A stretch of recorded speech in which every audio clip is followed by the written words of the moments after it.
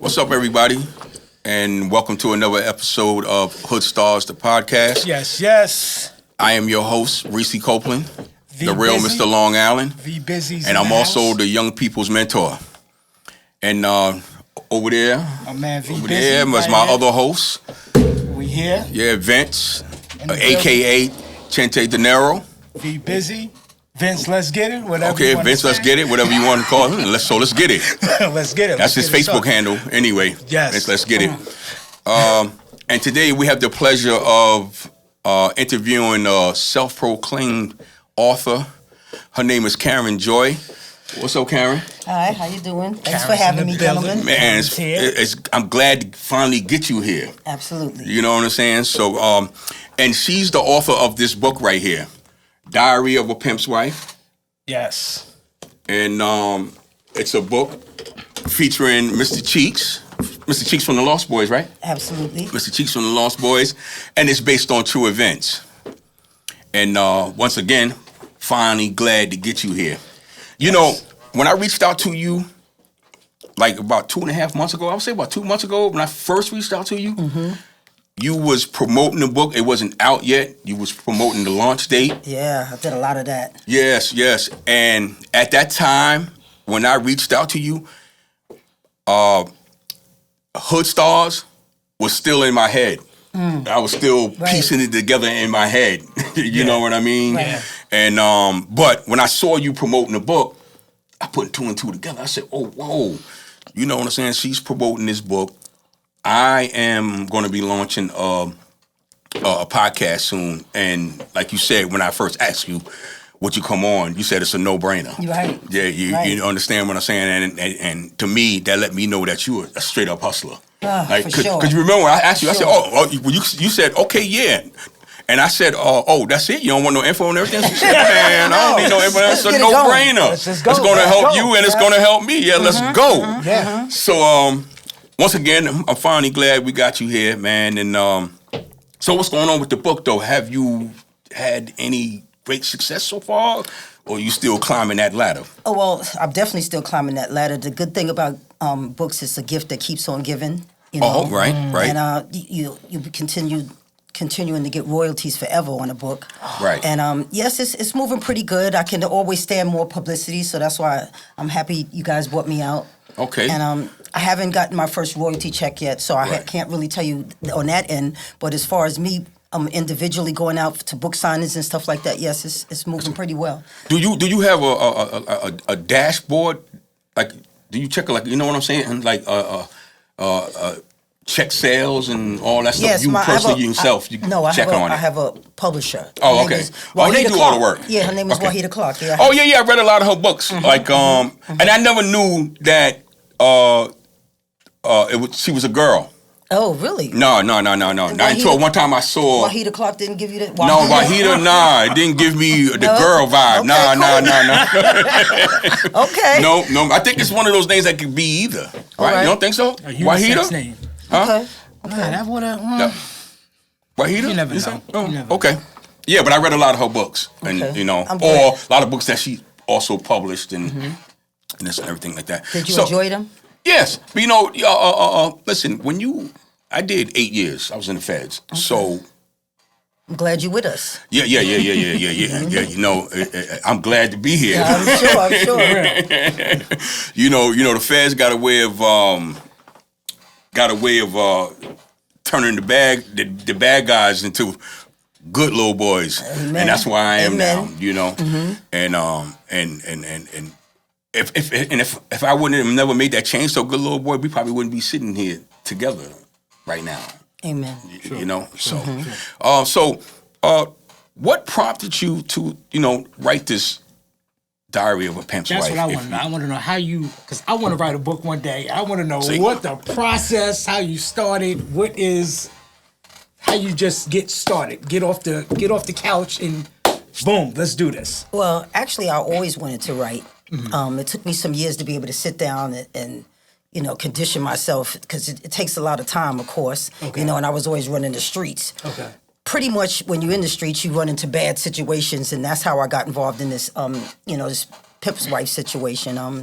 As you know, it's Diary of a Pimp's Wife. It's a cautionary tale based on my true story. Diary of a Pimp is a cautionary tale based on a true story about a respectable businesswoman who falls for a career criminal, and the culprit takes her down a dark spiraling path of sex, drugs, and money into a world of sex trafficking. Actually, I don't know how guys. I know both of you guys have the books, and I really appreciate the support. Right. Most of the characters or people in the book are in Long Island, so you should you know the names and the people. And I was going to ask you about that because I seen one character name is Cal, and I wanted to ask you, did you get that from my man Cal Vicious? You know Cal Vicious? I do know Cal Vicious. Oh, so that this guy, the one Cal, I had to change his name. He's somebody else. Okay. But he's the only one who I changed their name because he threatened to sue me before the book came out. Because he knew, I don't really think he would have did it, but just for precaution, I definitely changed his name. Yes. I think that was I didn't even think you got to change certain names. Well, they will sue you for defamation of character. But I really, got the ins and outs on what defamation of character is. And then basically, if you're not harming any of their income or the way that they make their money or things of that nature, you pretty much are safe. I think it's basically. Go ahead. No, that's. I think it's basically. I think that you just can't be lying about a situation. That's true too, and there's no lies here. Yeah. You know what I'm saying? If it's true stuff, if it's true stuff, it's a true story. Yeah. So it's a true story. Oh, okay. So now the names and the girls' names. So those are based on true characters too. Yeah. Mm-hmm. Oh, okay. Definitely. And I seen how you said that you was a person. So obviously you was doing your thing and legally, and then you met somebody like you said, a career criminal that. I pretty much was still trying to go along the legal path. Right. And the lines got blurred because he was a career criminal and I was trying to build a country club. As I don't want to give away too many details in the book. Right. And we were working together with Mr. Cheeks. That's why he's a part of the book as well. We were both in the music industry, and that's how, we all met. And as I was building, the country club, he was in hot pursuit of a prostitute, and it was a mess. It was actually a mess. Oh, so just to clear the air, you wasn't involved in the pimping thing yourself. Well, I was involved with the women because while I saw what they were going through, it's a very rough life, and then they was around me. I was always trying to help, nurture, and be nurturing and try to teach them how to get out of the game for the most part. Teach them domesticate them more because they really just really wild and out there. I try to teach them things that they needed to survive in the real world, like cooking, cleaning, writing checks, banking, things of that nature. Right. And, it dragged me a little bit into the trenches with them because I'm right there along with them. Yeah, and sometimes that can happen. Some of their smut, gets on you. Not them per se, but their lifestyle. Okay. Because when you're reaching down trying to pull somebody up or give somebody some help, you can easily get pulled in. And that's what happened. You know what I mean? Yeah. And that's what happened with you? Right. Oh, okay. So is some of these... the women in this book, are you still in touch with them to this day? Do you talk to them?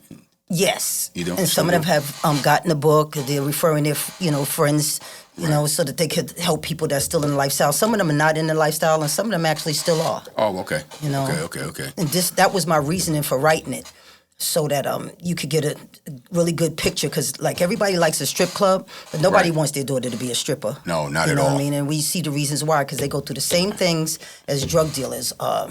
You get locked up, you fall victim to drugs, and sometimes even death, which you'll see in the book. Most of them were impacted by that. Yeah, actually, all that shit entwines with each other. Yeah, sure does. The drug dealer, because the drug dealers like to go to the strip clubs. The drug dealers like the trick. And the street life. Yeah, exactly. Yeah. Oh, okay. But this got to be like for a pimp. Right. They got to really play a psychological, mental game with a woman that she's gonna sell her body and then give him the money. Right. That's got to be some real good trickery. Well, I'll tell you some more details in the book because there's a map to it. Like there's a map to everything else.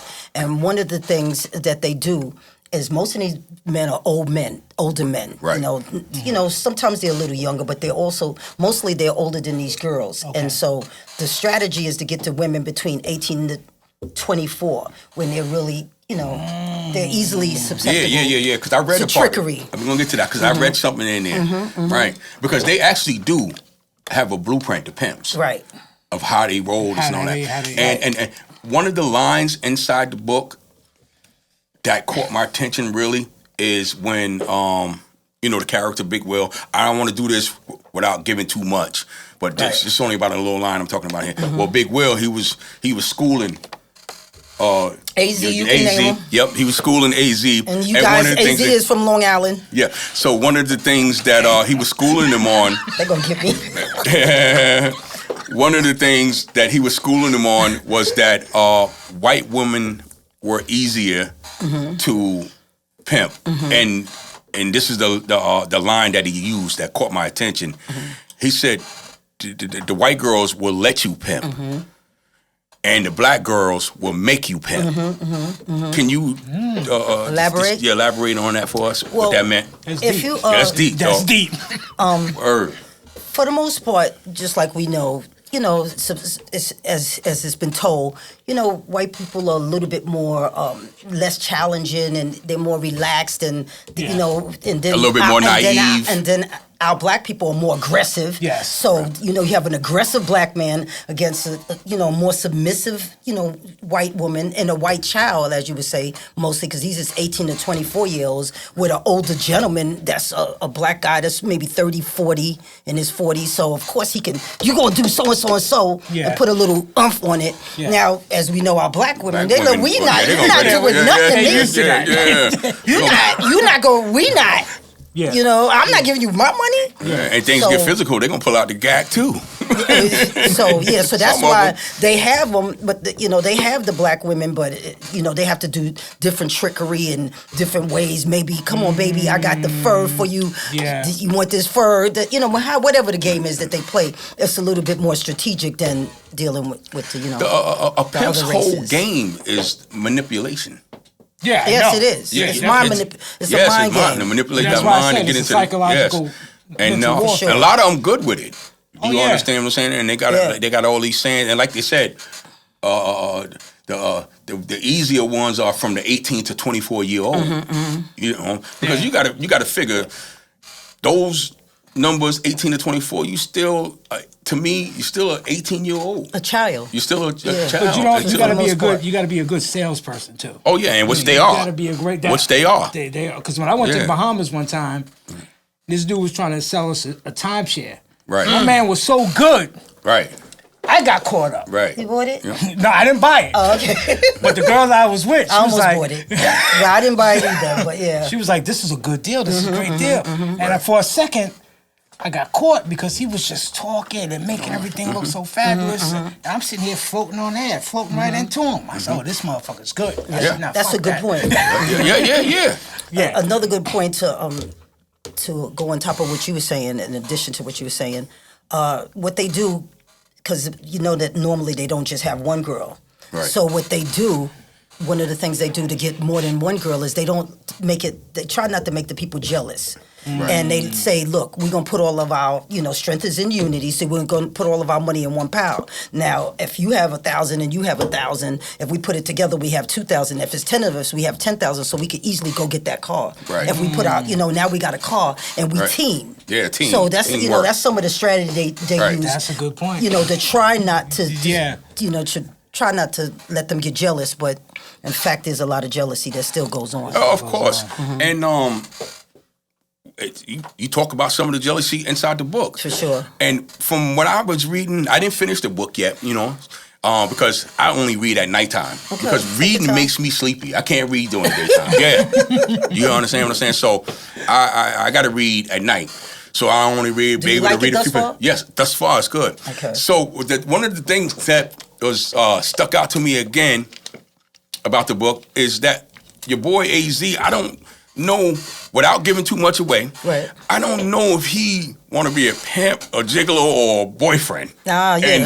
And you know what I'm saying? So I don't really, so far as I'm looking at it, like the pimp game ain't really cut out for him, it seems like. I ain't even get to the end of the book yet. I'm just going by from what I'm seeing. And I don't want to give away too much like I'm saying, but we are discussing a little bit of it. We ain't going to give you too much. Right. And you got to be a straight pimp with this, with this game. Yeah. Right. Like, you know what I mean? You can't, be a gigolo or boyfriend or none of that stuff. You got to be straight See, back. I can't wait to really get into this. you got to book. get in it. I'm going to get, as soon as June is over with, All right. I'm getting in it. Because Yeah, I had yeah, a couple of people already inbox me. It's like, Vince, this book is good. This Yeah, book when I is saw good. you- See?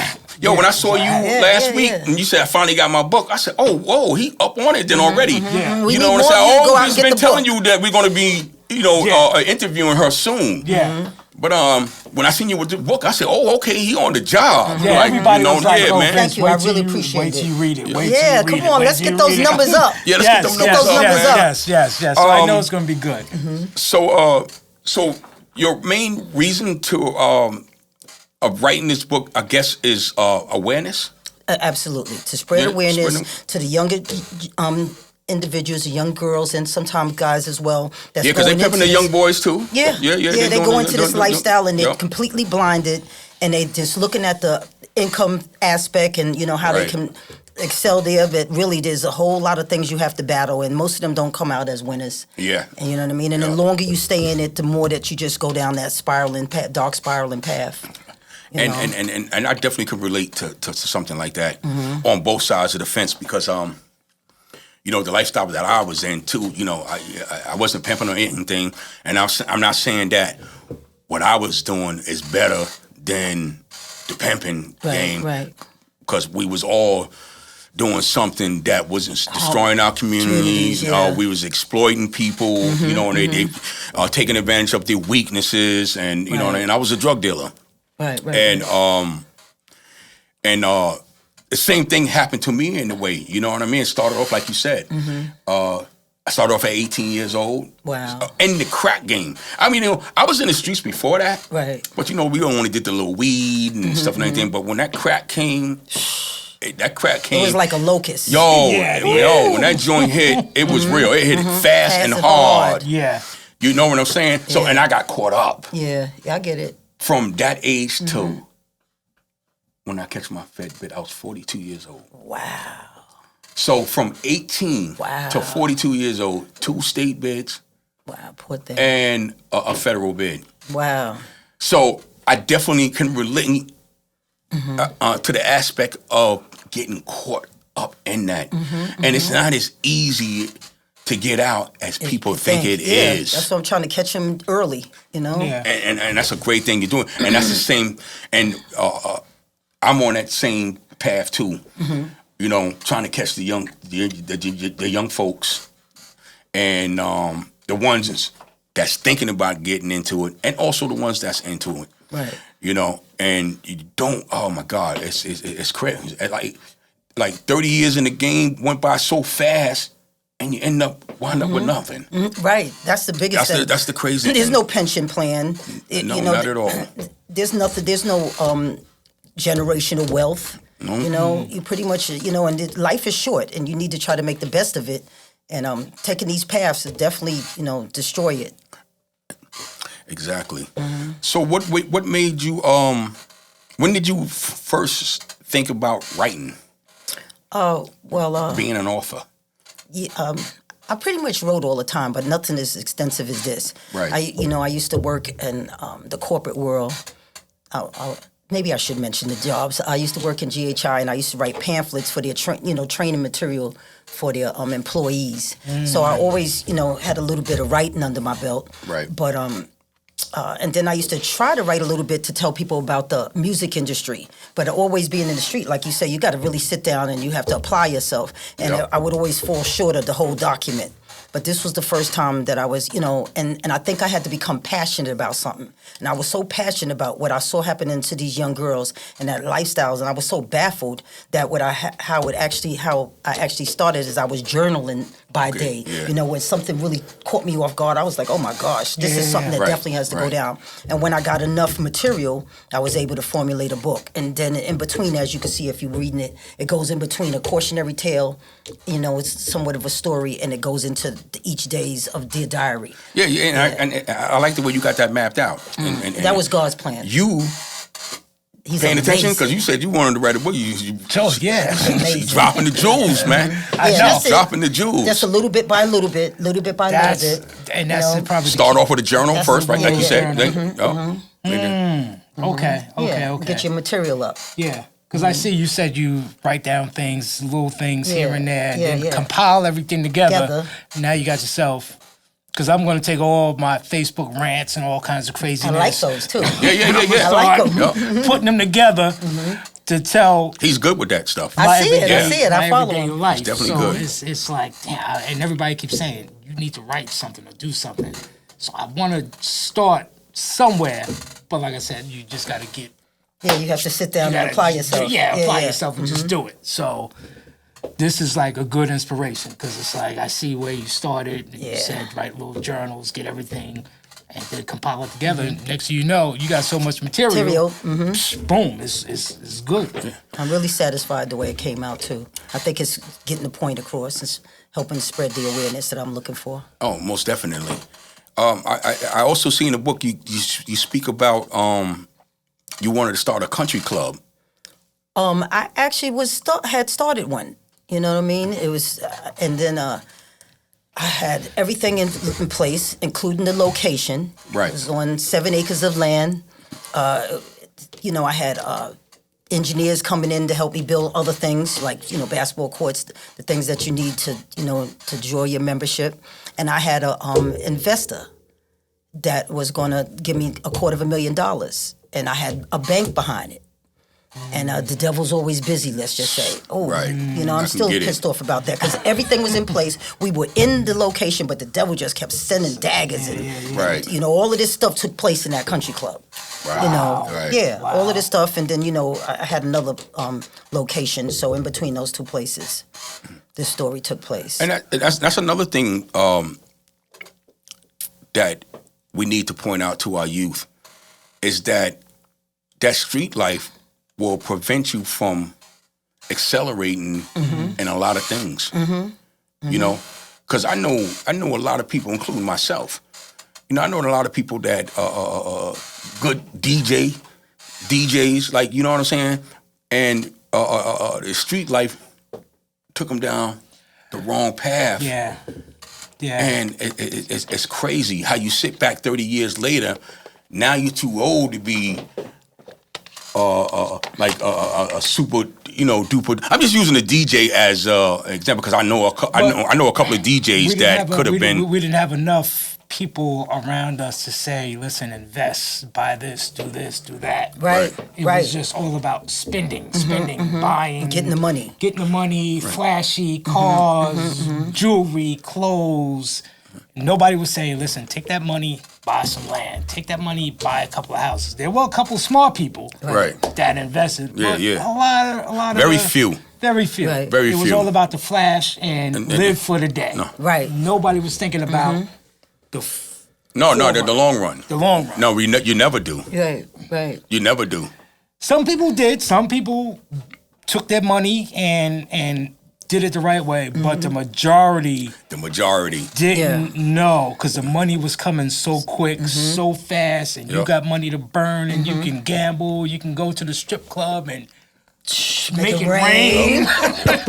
I'm that dude that would be up there trying to pick it up, pick this up, let's invest this. It's called a fast life for a reason, right? Because your money turn over fast. Everything's moving. So a person that's having this fast money turnover fast, when you come to them and say, okay, let's invest in something, but you ain't gonna probably see nothing until 2 or 3 years down the line, they looking at you like you're crazy. Yeah. No, you're looking at you like you're crazy. And I've done that myself. I had a drug dealer give me like $7,000 because I was just cool with him. He was like, "Yo, Vince, Right. here, go to the Ave, go to Dapper Dan's, go here." And I'm looking at all this money, and I'm saying to myself, "All right, if I get a suit from Dapper Dan, that's gonna be $2,500. I get some sneakers. All right, so now I'm down to about $2,000. I said, you know what? I'm just gonna buy something small. I'm gonna go take this money Right. and put it over here, Nice. Right. and sit on it." Right. But the rest of my friends, they was just like, "Oh, we out." Yeah. We on. Right. I was always the one that was like thinking way ahead. Like, I Right. gotta put this over here, because he gonna get. But you popped got to soon. think too. You got to think though too. See, you wasn't in the life.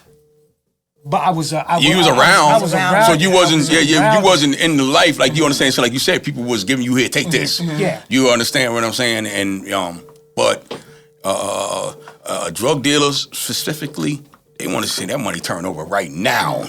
You understand? Yeah. I get it. You know, I get it. and they want to see that money turn over. I'm saying that's why a lot don't succeed. Well, to me, it's no successful nothing at the end of the day, far as committing crimes. Far as coming, it's all it's gonna hurt you in the end, or either Death, way. jail. Yo, let me tell you something, just real quick. I was locked up with people that quit the game, was out, quit 2 years. Fed still came on, knocked on the door. Yeah, they said they watch you for a while. Yeah. Yeah. You understand what I'm saying? That's So, horrible. because when you quit, you was still under investigation, Wow. or you was under investigation before you quit, or you was caught up in an investigation Like a before you Rico. quit. Yeah, Rico. You understand what I'm saying? So at the end of the day, I see nothing good coming out of anything criminal. Yeah. It took me so long to realize that. But but like you're doing right now, you want to make this aware to the youngins right now. Like, you know, this ain't the life, and I want to do the same thing. You know what I mean? This is not the life. You do not want to live this, and because it's no success in none of this stuff. It's only very few, like you said, very very few that successfully. Right. They said that America was started like that. Like you had Italians or what have you. They Yes. started with, Right. illegal substances, and then they, grew out. Maybe after generations, they were able to feed the money into their families Or something like you know, that. As Yeah. long as they were looking to go legal. True. Yeah. Yeah, So, that's definitely true. It didn't work for us yet, though. No. No, it didn't. No. We don't want to see each other succeed. Succeed. Yeah, we don't get together. no. That's I part know. of the strength is That's in all- unity. yeah. And that's Right. our biggest That's our downfall. biggest downfall. Crabs in the barrel. Exactly. And then we don't want to see others succeed. Yeah, exactly. We don't support each other. No, we no. always got something negative to Say. say, something critical to say. Right. So it's there, because my father told me a story one time. He was like, a white guy was selling ice and a black guy was selling ice, and instead of the black man supporting the black guy selling ice, he said, "I'm gonna go with the white man because the white man's ice is colder." Wow. See, that's crazy. Crazy. Yo, that's It's crazy. a true story. That's crazy. Wow, I ain't never heard that one before. My father That's used a to tell good me one. that. He used to tell me all this stuff all the time. I couldn't get it Sad. then, but as now I you got get it older, older. I was Yeah. like, okay, I see what he's saying. I see, because when he had his restaurant, people in the neighborhood hardly ever supported it. It was all the people from around the surrounding areas that Right. came to support the restaurant. But the people right there in the hood, Oh, yeah. The same thing with me, Vince. When I was selling my Yo Long Island t-shirts, I made a little bit of money. I had very few people in the neighborhood, support out. You know what I mean? Yeah. They was always on the Facebook. Oh yeah, and you doing good? Da da da da da. Yeah, this and that, this and all that, but wasn't supporting them. I didn't know my you were stuff selling came. Yeah, my money came from mostly people that I didn't even know. yeah. You understand what I'm saying? I didn't even know. That's our biggest problem. Yeah. Man. You know? That's our biggest problem. We don't support each other. We gotta do Like you better. said, crabs in the barrel. They don't want you to get out. They Yeah. want you, misery loves company. Yes. Yes. So what's far as the book itself, what's the next move for it? Far as promoting it, I know you're probably super busy. Well, My publisher has a couple of ideas. I don't want to spook it, you know. Okay. But she has a couple of ideas to take it to the, to the next level. We're looking for a bestseller, you know. So, yeah, I'll just say. How did you meet Wahida Clark? How did you? I actually got in the DMs. Oh, word? Okay. Yeah, I actually got in the DMs. Look, I got something hot for you. Oh, It's and she on answered fire. back? It's on fire. Okay, nice. You gotta wow. get with it. I did it. You have to be consistent. Right. Persistence gives, persistence. You know how the saying goes. You Right. just got to be persistent and consistent, and eventually, Which you it was, gets into obviously. resistance. Yeah, Yes. because sometimes people resist, but you just got to keep coming at them. Keep going. And I actually did. It's called querying. You write a letter and you send it out to publishers, and you tell them what you have. And they'll ask for some chapters, or they'll ask for the whole manuscript. It's called before it's a book. Right. And then I was all over the literary industry, and a couple of them reached out and they said maybe you need to find somebody that's in the street lit, and that's her forte. Yes, that's her. So yeah. she what was really catchy was the title for a lot of people. Right, Okay. right. I don't know if that Yeah. drew you Yes, guys. definitely. I'm surprised that title hasn't been used. I'm so glad it has. Oh, you know what I mean? Because Well, it for me. seems like a simple title, It but does, you it got a lot of people that wrote hood books. Right. Because I used to read a lot of hood books back when I was younger, Right. and when I went to prison. Okay. Yeah. You know what I'm saying? And on this bid, when I did my when I got sentenced to 10 years in the feds, I didn't do hood books unless it was something like this. Right. It had to be a true event or something, Yeah, or a that's my true thing, story too. based on a true story. Right. Yeah. That's my thing You too. know what I mean? And that's the only way I would read it. You know Right. what Yeah, I I don't mean? But like- I read a lot of them, and I'm surprised that title was never taken. There's so many hood books, Yeah, man. You yeah. know what I'm saying? Now, before you wrote the book, you was in the entertainment, Right. with the rappers. Because all your I see you with every Right. rapper, star everywhere, all over. How was that? Just like the industry is, not to say that I'm famous, but it's fame before fortune. And a lot of them are around, and you just really are not making the money that you expect to make in that industry. That's why I was always kind of like moonlighting, and I always was in the corporate world in a 9 to 5, making decent money. Okay. And then, trying to get my footing in the entertainment industry. And I made a lot of connections, and Mona Scott was a young lady that I started with. You guys might know her. Yeah, the name sounds familiar. It's the Love and Hip Hop. Love and Hip Hop. I was just about to say Yeah, that. so I'm like, Exactly. Mona Scott, I I know was that just name. about to say Love and Hip Hop. Yeah, she's Yeah, the executive yeah. producer. Right. Yes. So in the very beginning of my career, I was I was editor in chief for Zulu News. That was when I got some writing in as well. Okay. And So I you used got to- the writing. Yeah, I Really was some always- some writing skills underneath the belt. a little something, Oh, okay. something. But and then I would go along with them while they were still coming up in the game. Okay. And she used to always tell me, you have to really just let go, trust in your dream, and live it. And but my thing is, I couldn't be a starving artist. All of them at the time was starving artists, Right, and yeah. I was had my little corporate money, so I was driving the cars, driving them around, picking them up, moving with money, and they was moving kind of broke. So Right. I was like, I don't know if I can let go, like you say with the money. Yeah. So, but they stayed with their dream and they stayed true to it, and they were able to actually just live that lifestyle 9 to 5, and they became moguls, and Oh, okay, Yeah. okay. yeah. So Wow. Oh, you got a lot of stuff under the belt. I've been around for a while.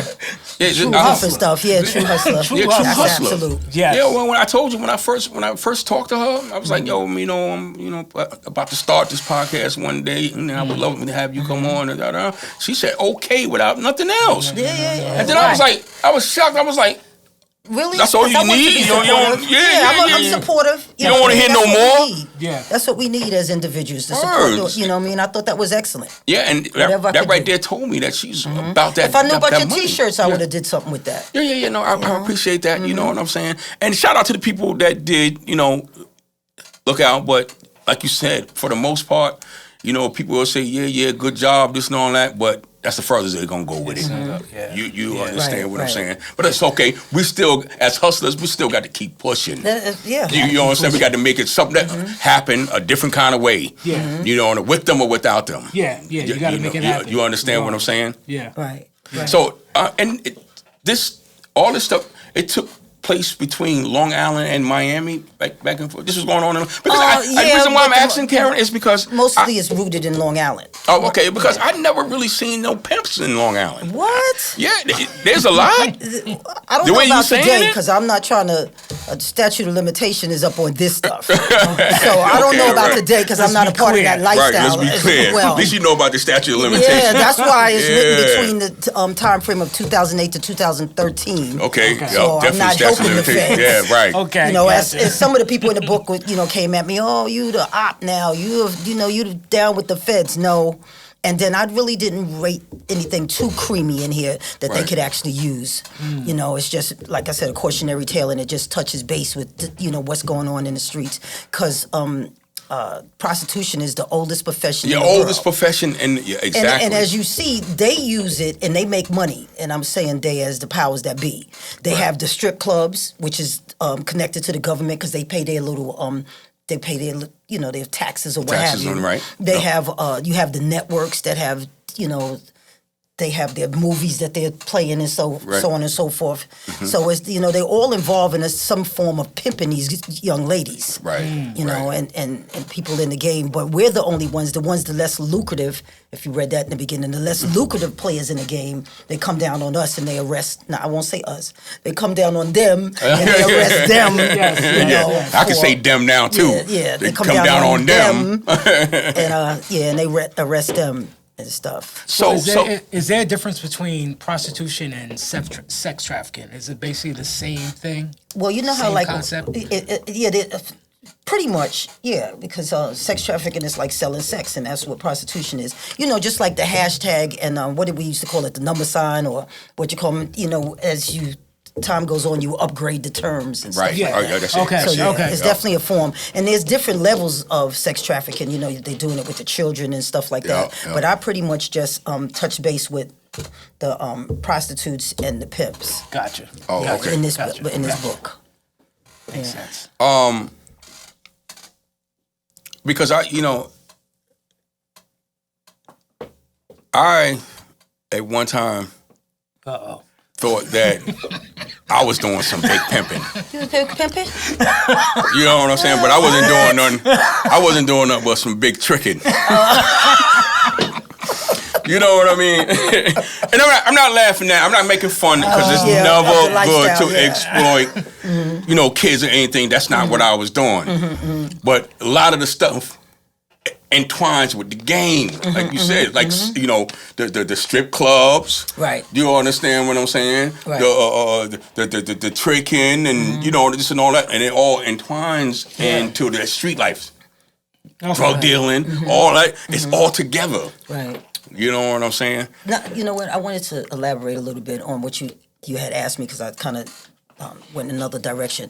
You have to go where things are. So if you went into the strip clubs and you actually sat there and you paid attention to what was going on, you would see the pimps and you would see them come in with their girls, and you might just think that those girls are just working, but a lot of them do have pimps behind them, and they pick them up, they drop them off, and I wouldn't want to name the ones because there's a few of them. I've seen a couple in the Taste of Honey.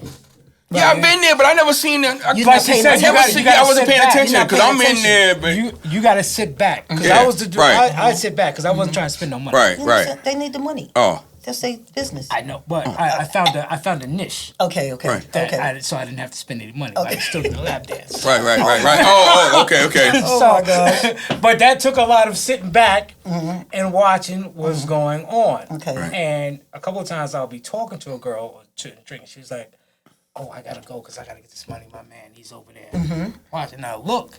And he'd be over there way in the cut. Exactly. Exactly. You think he's a customer. Oh. No, he's in the watching cut. His money. Sitting there watching his money. Because she would stop and be like, "Listen, I gotta go. My man, he's over there. But here's my number, whatever. But my man, he's over there watching." And I was like, "Yeah, man." Then I look, and you see the dudes up in the corner. Then when I started coming in there, I started paying attention to once these girls get their bag, where they was heading. Some of them go in the back room, but then some of them, when they come back out, they'll go to the same dude and say a couple of things and then go. And the dude He don't get no lap dance. He just be there. Right. He's not spending any Yo, money. man, I'm learning something new He's there to today. pick up other chicks, if anything. Yeah. You just put me up again because I never peeped none of that. You understand what I'm saying? Because I was a party animal, so I'm here to party. Yeah. Like you understand what I'm saying? Yeah. And when I said the big pimping is because, you know, I'm not saying to a girl, oh, listen, come on in, you come on with me, you're gonna work for me.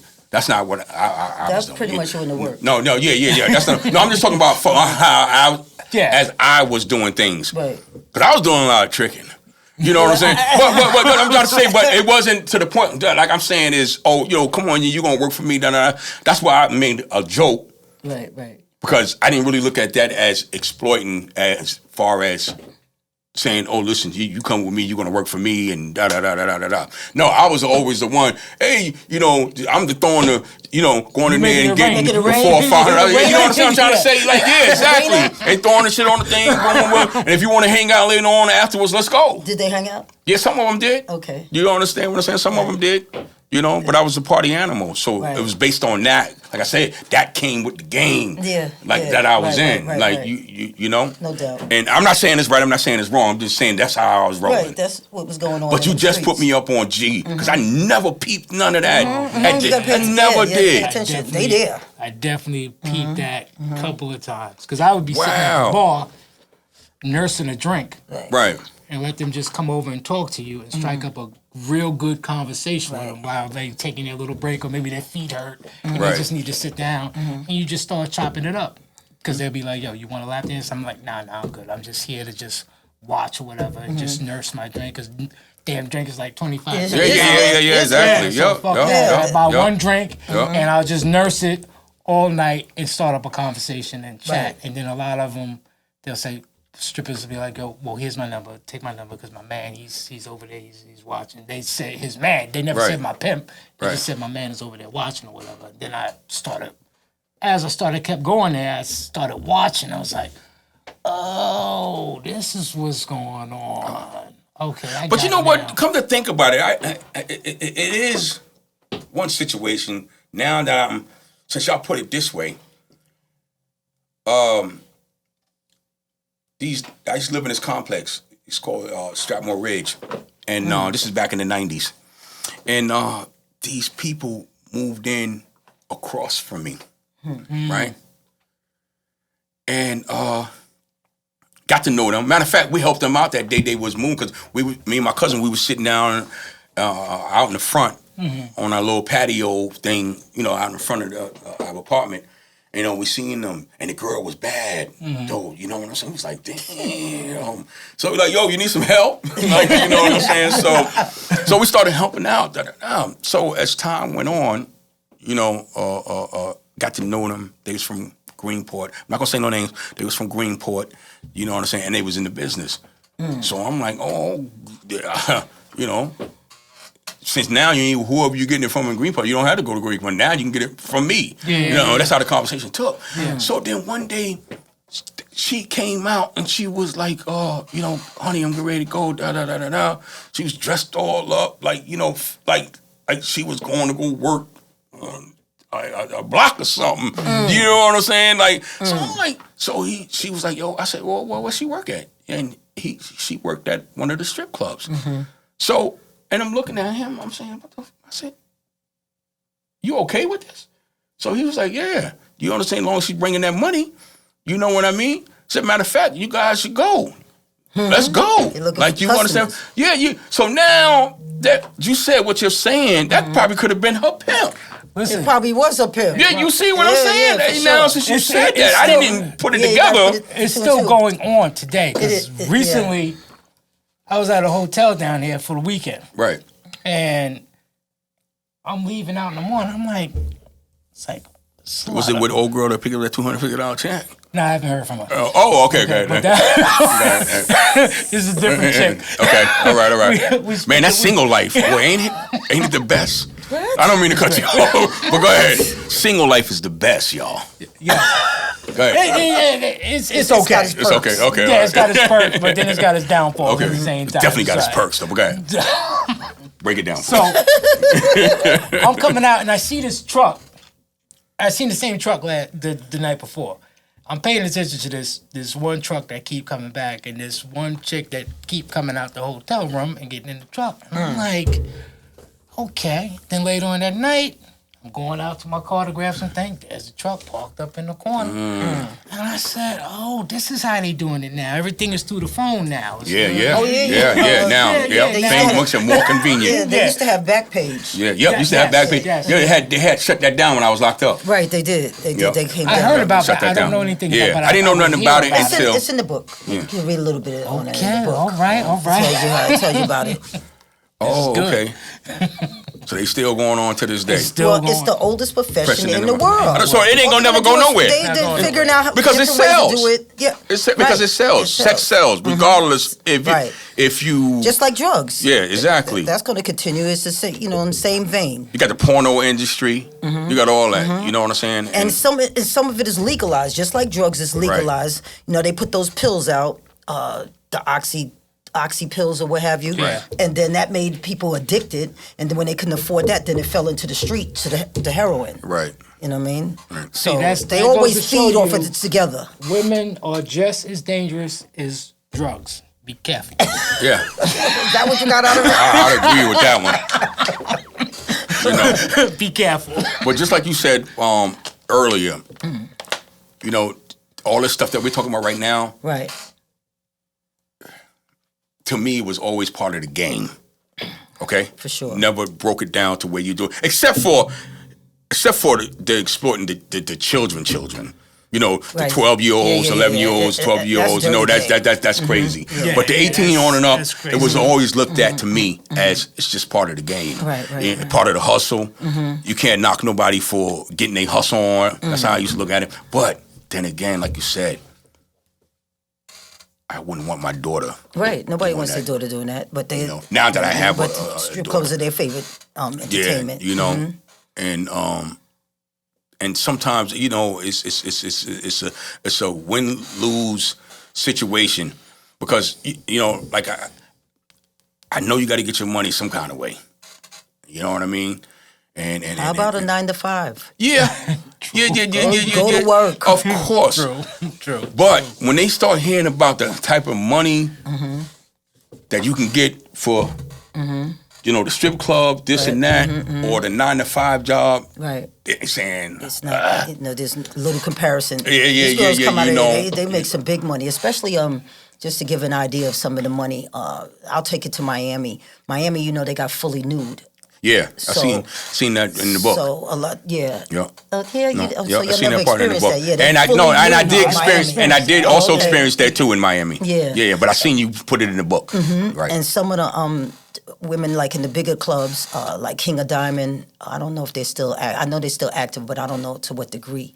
But they go down there, they make it rain. A lot of the celebrities go down there, and these girls, they sweep the money up in brooms, and they can walk out with $10,000 and $15,000 off of one set. Yeah. Right. And then they coming back for more sets. Yep. So they can walk out with a pretty penny, especially if it's on their birthday that night or what have you. They can walk out with $50,000, $60,000 stuff and no taxes. Yep. So yeah. So my first strip club was Magic City in Atlanta when I went to visit my cousin in Atlanta. Yeah. That's the I always first time heard about Magic City. I never first even time I been had to Atlanta. ever been. He just read about Magic City in books like this. Like I had heard about it, you know, but I had never been there. Right. And my cousin, we pull up to this place, and I was like, "What the fuck is this?" I'm thinking it's like just like a club. It looked like, I don't know if Magic City has changed since then, but it wasn't the greatest looking place at the time when we pulled up. And then when we went inside, I was like, "Holy shit!" It was nice inside? Yeah, it was nice. Yeah, that's crazy. That's the same thing that I noticed with King of Diamonds in Atlanta. Yeah. You saw raunchy outside, but when you go inside, When you go Outside, inside, it was you open up the door and it was like a whole different world. different world. magic. It was it was magic. And that joint's still popping to this day. Yeah, right? yeah, Is I it? believe Yup, so. still Yeah, popping I to this believe day. so. Yeah. I was there. I was with my cousin. I was down there for like a week every day. Yo, when we going, he's like, "Yo, bro, it's not going nowhere." I was like, "Listen, I'm sorry. Right. Let's go." Shit blew your mind. Huh? Yeah, it blew my mind. So I can understand. Right. You can really like just go out of your mind, and you can blow money Right. easily. Did they have lap dance rooms? They had the private rooms. They had lap dance rooms. They had rooms where you got enough money, you can get everything. Yeah, that's Right, right. right. And those type of spots that we talking about. That's like why you I said it's they call it strip or whatever, but it's really It's prostitution. prostitution, yeah. The At the oldest end of the day, profession in the world. at the end of the day, that's what it is, no doubt. No doubt. So my question is to you: what advice would you give to the young people that are in it or looking to get into it? For the most part, I would try to tell them to educate themselves. You know what I mean? Because a lot of times people go into things blindly. Right. Don't just look at what, the good part. Also investigate and find out about the bad parts. And then, you can weigh your options that way. And most of the time, you'll see more bad than you'll see good, and you won't get in it. Right. The money doesn't last. It's not even real. You know what I mean? Because the things that you're up against, like I said, drug addiction, jail, Yep. Death, Yep. people robbing you, Yep. so on and so forth. It's just better to try to get an education where you have some longevity in a different type of lifestyle and a different type of occupation, and you'll go further. You'll be able to, or either, become an entrepreneur if that's how you want to build. But, legal festivities, you never win. You just don't. There's nobody comes out a winner. Never. They have to get out of the game in order to, prosper, like a Cardi B or so on and so forth. Right. She didn't win in that game. No, she had to didn't get win. out. Yup. She had to get out. And that, exactly. you just doing yourself some injustice because time is going to run out on you, and life is very short. Before you know it, these girls start at 18, and then you still see some at 40 doing the same thing. Right. So, Like me. Like I said, I'm a prime example. Yes. Even though I wasn't doing that, but the drug life, man. I woke up. I'm doing a 10-year bid in the feds. yeah, I'm sorry about that. No, but it was good for me. Right. It actually Straightens you out. even the judge that sentenced me. She said, because I was looking at 30 years. Wow. I was looking at. Well, the prosecutor wanted 188 months to 235 months. That's for being a career criminal. That's for having 2 felonies on your record. That's just for having 2 felonies on your record. A career criminal. Now, that's what he wanted. The probation department was looking at my overall criminal history since 84 was my first arrest. It was a burglary charge. But, and it was a YO, but it's still on your record. They still can see it. Wow, that's crazy. You understand what I'm saying? So probation is looking at my overall criminal history from 1984 to 2010 is when I caught the Fed bid. So they wanted 360 months, which is 30 years. Oof. And so my judge, I swear, I happen to have a decent judge, man. And one of these days I'm going to write her. Yeah, you should. Her name is Joanna Seibert. She's a federal judge in Central Islip Federal Court out Building. Here, huh? Out here. Yes. And so you got to being that I didn't cooperate. So we all sitting at a table like this, and their table is over there. What's that mean? Tell? Huh? Yeah, cooperate means telling me. So since I'm not cooperating, see, if you cooperate, the prosecutor's on your side. So he's at sentencing saying, get listen. more people in jail. Yeah. So but he's on your side doing sentencing though, what I'm trying to say. Oh, okay. So he's arguing to the judge like he deserves leniency, a lot of leniency, because he helped the government out with this, helped the government out with that. He was very good at what he did. Everything he told us was true. You know what I'm saying? Down there. So we think he should only get 28 months, something like that when you're looking at 30 years. You know what I'm saying? So anyway, what I was saying is that you have the prosecutor over there. Now that you're not cooperating, now they're against you. Right. Now they're pushing for the 188 months to 235 months, which is 15 and a half to 19 and a half years. And then you got the probation people at the same table pushing for the 360 months. Oh, that's horrible. So my judge was like, you know what? She said, well, what you got to say for yourself, Mr. Copeland. So I got up there, I did a little stuttering, So matter of fact, yo, shit ain't funny, Vince. Bitch, I started doing some stuttering, Vince. Yo, my lawyer had to say, my lawyer had to say, excuse me, Your Honor, could you give us a second? They had to tell me, listen, calm down. You know what I'm saying? Take a breather. You know, it's all right. Faced with 30 years, yeah. Man. I'll be stuttering too. Okay, you know, so I said my piece, and so she was like, you know what? She said, Mr. Copeland, she said, I'm not going to give you what they asking me to give you. Oh, that's you know what I'm saying? She said, because I want you to change your life around. And be able to have a life. Yes. Yeah, because at the time, I'm 44 years old at the time. I already been in there like 18 months, 2 years already. Wow. You know what I'm saying? So, and when I got sentenced, I was 44. So she was like, you know, she said, because if I give you that time that they're asking me to give, you'll be an old man when you get out. Yeah. And you won't have and she said you won't have a chance to change your life around. She said, but I want you to change. I want you to be able to change your life around. She said, because you're smart enough to do it. You know, I did some of my own legal work in there. Yeah. Right? Yeah. I did some of my own legal work because I would get mad at my lawyer. Yeah. And be like, listen, man, you know what? I'll do this. You just sit back, like, you know, sometimes. Yeah, I know. So she said, yo, because, you know, the motions that you did, she said, they were very good. She said, even though I denied them, she said, but they were very good. So she said, that tells me that you could think outside the box. Yeah. You understand what I'm saying? And she said,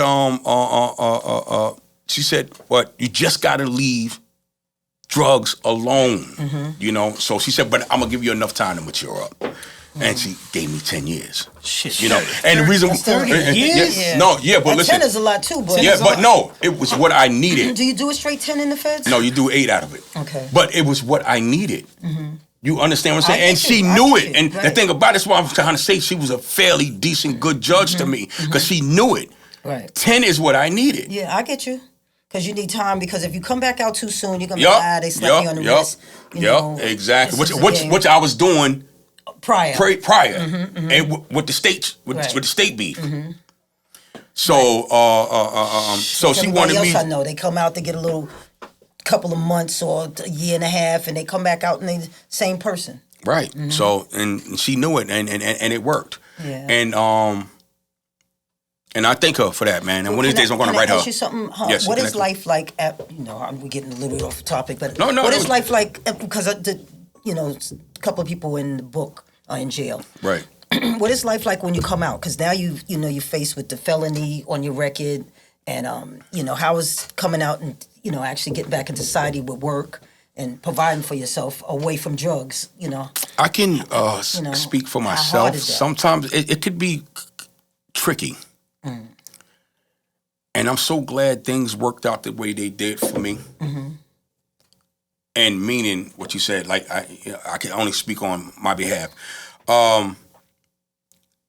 I knew that when I got home, so that go back to saying, that's how we got on what I was saying.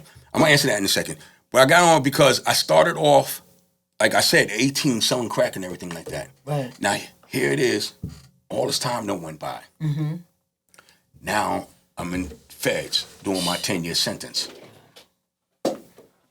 Thinking about from 18 to now. Wow. Shit flew by, like you said. Life is short. It sure is. Because the time went by so fast, and I accomplished nothing. Yeah, and you have nothing. Yeah, and this is one of the things that we have to let our youth know. You know what I'm saying? At the end, you're going to be with nothing. So now here I am, doing my 10-year bid, going over my whole life, 20-something years, almost 30 years I spent out in the streets, just to wind up with nothing. Yeah. Right? So here I am saying to myself, now I got to start planning. Because, like I said, the 10 years was good. Because the first couple of years, I was bitter about everything. I bet. You know what I'm saying? So now I'm in a spot where you are around all walks of life. True. You know what I'm saying? I'm around Colombian motherfuckers that is bringing the shit over or still has a connection to get it over. You know what I'm saying? I'm chopping it up with them because I'm saying now, I'm going home. I'm going to take over now for real. You know what I'm saying? But after about 3 or 4 years in, I started saying to myself, like, wait a minute. I'm going about this the wrong way. I said, my illegal and criminal lifestyle is the reason why I'm sitting here now at 40-something years old and didn't accomplish nothing. So now I got to start reprogramming my thinking. But that's good that you was able to do that. But I needed that 10 years. See what I'm trying to say? That's why because you would have came out exactly. But playing devil's advocate, right, as a drug dealer or a pimp, and you have a person like me, just doing an average 9 to 5, making a little bit of money. But then here you come flying past in the newest BMW or the newest Mercedes. Right. Or here you go getting out the car, you got the newest Jordans on and everything. Right. And I'm sitting here busting my ass. I can't afford nothing. Right. So as a young kid, you're watching this. Yeah, of course, as young, of course. So, but I understand what we're advocating for. But as a young kid watching this, right, it's hard. It's the hardest thing in the world. Because my father was strict. He was strict. Right. Kept us in there. Don't get involved. It worked to a certain degree. Okay. But I had to get off that porch just to peek. Right. Yeah, no doubt. See what was going on. That's how I got to know all the drug dealers, because I was always around all of them. I couldn't mess with anything because my father would kill me. But I seen operation. I seen the cars and the girls and that. It was enticing for you? It was overwhelming. It was overwhelming. Of course, because you got to think about it. You know, you're young. We still ain't developed. We still ain't matured up here. Yeah, but that's what I'm saying. Yeah. The kids, even the young girls, right? They see these girls coming out with Gucci pockets, exactly. Manolo Blahniks, red bottoms, and all this stuff, and that fashion bug. Right. Yeah. You know what I'm saying? So it's like I understand exactly where you're coming from. See, but it's hard. It's definitely hard. But that's why sometimes, when you got people like her and me, you know, we done been through stuff. So we're here to let them know, even though they might not listen. Right. We can only do but so much. So if you catch one person, exactly. So I can give you from experience, my man or young lady, this ain't it, and I'm gonna tell you why, and I'm gonna give you my experience with this stuff, right? You know, which got me nowhere. And now going back to what you were saying, like, so I needed that 10 years to start rethinking. Right. You know what I'm saying? You got to change. Yo, it's hard. You can't change your thought pattern overnight. It doesn't happen. How did society treat you once you got out? Because they're the ones, you know, like they don't really make it an easy path once you get out. They still kind of hold, you know, your past against you. Yeah. So with me, this is how it happened with me. And you're absolutely right. But I'm so glad that things worked out for me the way it did. Right. So like I said, in the process of me changing my thinking, I said to myself, I'm done with that life. Okay. You know, I had to get that in my thoughts. Right. You know, and start replanning shit. So I knew I was coming home to nothing now. Yeah. You know what I'm saying? And going back to what I was saying, 18 years old, I started off at I was raised by my grandmother, right? At the house, and I grew up in the house with her. Right. That's where everything started at. Here I am going back to there. I'm saying to myself, because now when I get out of prison, it's already been calculated. I'm going to be 50 years old when I get out. Wow. And guess where I got to go back to? I got to go back to where it all started from. Wow. See, that goes to let you know that shit wasn't about nothing. Right. I did all that just to start back where I started from. Okay, now in that process, I say now I was getting out in 2018. 2016, I was on the phone talking to one of my sons or either one of my kids' mothers. And a friend of mine was there. So she was like, oh, you know, such and such is here. You know, she want to speak to you. So I said, oh, okay, put her on the phone. So she was like, listen, she said, yo, my man. She said, I can get you a job when you get out. Oh, that's awesome. Right? At first I'm thinking, you know, because I got 2 more years. So I'm like, okay, yeah. She said, if you're serious. I said, yeah, most definitely. I am serious. I said, I'm done with this shit, this and all that. And the company that she was working for deals with people like me. Wow. That's, you definitely need an opportunity. Yeah, you need an opportunity because otherwise you have to eat and you'll slide back. You know, because people look at those applications. Once you say felon, you know, a lot of times they just don't give you the job, and then where did they expect you to land after that? Exactly. And I want to let people know that's my audience, if you're listening, that the company was called American Maintenance at the time. Okay. You know, but they changed it now because they merged with another company called KBS. Now it's called KBS. I forgot but you can look it up. It's KBS Cleaning Services. You can Google it. Okay. You know what I'm saying? And they deal with people like me, you know, convicted felons and this and all that. And they pay decent money. That's awesome. So, you know, that's how things worked out for me. I'm so glad that it worked out, you know. And then, like I said, I started, and I'm a hustler.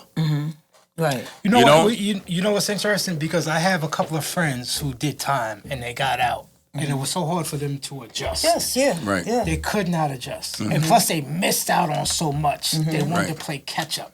Right, see? They wanted to see what they missed. And something simple as this. Yeah, technology changes. It was so out of their league. And I'm like, no, you just hit this. But I was getting frustrated because then I realized, I was like, damn, you missed 17 years. Yeah. So while you were stationary in that box, life was still going on. Like when I lost my job, I was there for like 15 years. And I realized that I was so used to what I was doing for 15 years at this job, that shit was moving. Yeah, When I resigned from it, I was going to places with my resume, walking in. They're like, "Did you have an appointment?" And I'm like, "No, you said it's sorry." They was like, "Oh no, you gotta go online." Oh yeah. Now things online. I was like, "Oh shit." Yeah. Then you can hit like 15 spots. With that resume, yeah. Yeah, but and I was like, "Oh shit." Shit really you're out of the changed. workforce. Yeah, you kind of, Yeah, because I was stuck what I was doing for so many years. I didn't realize technology and everything had took over. Yeah. And I was so lost. I I was scared. I could imagine. No, not because of what you're saying. I was scared because I never relied on working before. I always relied on drug dealing. Yeah. That was my safety net. Yeah. But now there's a lot of people who got out. That's all they knew. No, so, you know what I'm saying? I was scared. I'm not gonna lie. I was scared. I said, "Oh, am I gonna be able to do this? and Work for a living?" Yeah, and afford. I never worked for a living in 30 years. Right. Selling drugs was my safety net, but I didn't care though at the time. I said, "I'm going to do this." Reach you out, though. Yeah. I'm good now. And I said, I'm going to do this because I'm not going back to that life. Yeah. That shit didn't get me nowhere. And I don't have that much time left. I'm 55 years old. You know, and like I said, when I came home, I was 50. But like I said, it was the homie put me on to this company, and I've been working for the company ever since. And they contract with Stony Brook, so I work in Stony Brook. But also, I'm a hustler. Yeah. You understand what I'm saying? I was selling my little T-shirts at first, you know what I'm saying, online, and then I made a little money, you know what I'm saying? And then I jumped into the crypto market, fucked up the money, fucked up a lot of it anyway. Now I'm doing the podcast. I'm a hustler. Right. You can hustle. It's refreshing because it's something legal. It's you. Yeah, I feel great. I feel great. This can really take off too. Yeah, if I do it right, you know what I'm trying to, you know, and this is what I was telling him. Me and him, we talk. I said, we do this thing right, we can blow this motherfucker up. Right. True. Right. We have big celebrities on like Karen Joy here. Yes, you know what I'm saying? We can blow this motherfucking shit up, man. You know what I'm saying? It's time to write my book. That's it. I got you. And listen, don't just listen. Do I your want you to know. journaling up until then. I want you to know that you can come on here anytime. Oh, I appreciate that. I'm a big fan of networking. Cool. You know, and I got some people maybe we can bring. Sit down with you guys. Right. You know, and anytime, right now, before you blow up, or in the middle of blowing up, or when you blow up, you always got a home here, and you always got a seat here at HoodStarzz podcast. Okay. HoodStarzz, I got you. Yep, HoodStarzz, man. Thank you, HoodStarzz, for having me. And definitely.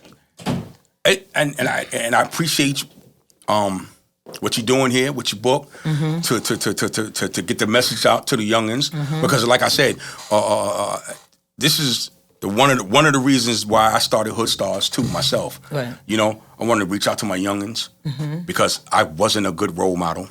Right. I wasn't. But I can be a good mentor. That's why I call myself the young people's mentor. Nice. You know? Nice. And I'm doing this for the culture. Right. For sure. And third and not least, and last but not least, I'm doing it for Strong Island. Yeah. The youngest call it Long Money Island now. Oh, Do they now? They're calling it Long Money Island. Okay. You know what I'm saying? So this is why I'm doing it. And Money Island. we Okay. both basically Okay. have the same concept of the message that we're trying to get out to Right. these young kids. I mean, you know, and man, time went by so fast here, man. You know, time go by fast when you chopping it up and you're talking about something positive and things that could benefit not just yourself, other people. People, yeah. You know, and it's a great thing. Got anything you wanted to add? I'm about to get into this book. Yeah, Please make sure you do. Please Listen, man, y'all make sure y'all go out. Story. Yeah. I read it like 20 times myself, and I'm still, you know, in it. Y'all make sure y'all go out and cop this book. Definitely. It's Diary of a Pimp's Wife. The lovely author is sitting right next to me. Her name is Karen Joy. And it's on all platforms, right? Where That they is sell. correct, yeah. Are they in stores too, on regular, or just It's all just online? online right all now. online. Well, that's what people do everything at anyway. Pretty much. So it's online. So make sure you go out and cop this book, man. It's definitely a good read, and you're going to enjoy it because I'm in like the middle of it, and I'm enjoying it so far. So please make sure you go out and got cop some that. good reviews Yes. on this book. Definitely. Awesome. Everybody. They're like, make sure you read that book, Vince. It's Nice. good. I It's appreciate good. that. I appreciate all your support. You know, keep going out and getting it. We need to get this in the hands of the people that are gonna, you know, get the most information from it. We need to spread awareness because, like I said, it's the oldest profession in the world, and we need to educate our children about it. That's right. That's right. Hey, Definitely. And basically, it's almost the same thing over here at HoodStarzz. We need to get our numbers up. You know, we appreciate you if you like and subscribe after you view this episode. And Karen Joy, I want to thank you once again for coming through. For sure. For sure. Thank you for having me. And Definitely. Mr. Copeland, Vince. Yes. and that's it for us, man. You know, HoodStarzz, the podcast. Please make sure you like and subscribe. Like and subscribe. Yes, because that's important to us because we need to get our subscriptions up. So that only helps our channel grow, and it helps me come up with more good content. So with that being said, peace. We out. Peace.